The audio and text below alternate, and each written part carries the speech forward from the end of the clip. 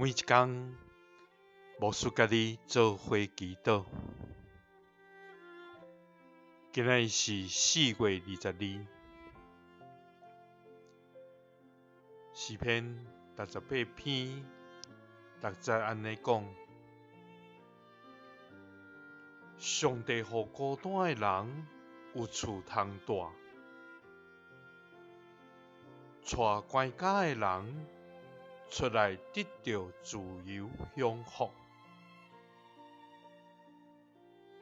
毋过，伊予悖逆的人因伫空闲的地。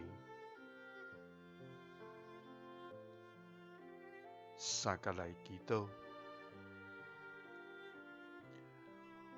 予阮通得自由享福的天父，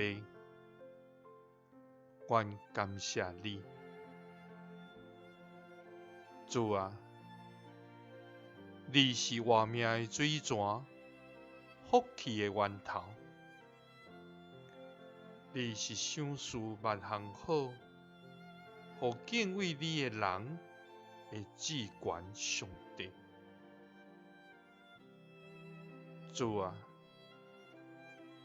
你是阮逐时逐刻应该学乐的，因为你日日陪阮的担，担当阮的软弱。主啊！因为你是拯救阮的上帝，是怜悯阮的慈爱天父。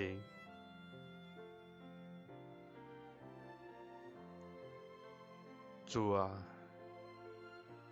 伫世间，阮有苦难，时常也感觉孤单无助。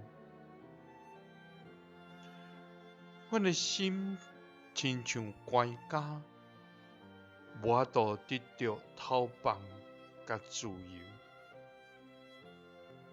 主啊！总是你应允讲，你要予孤单的人有厝通住，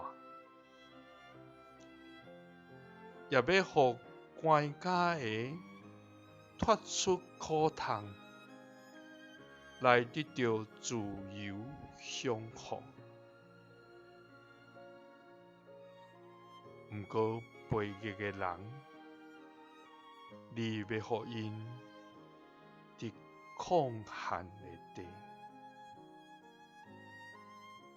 祈祷是奉主耶稣基督的圣名。阿们。感谢主，伊要予敬畏的人得到自由享福，予阮无正做悖逆的人，通领受救助的恩。耶稣听你，赐你平安。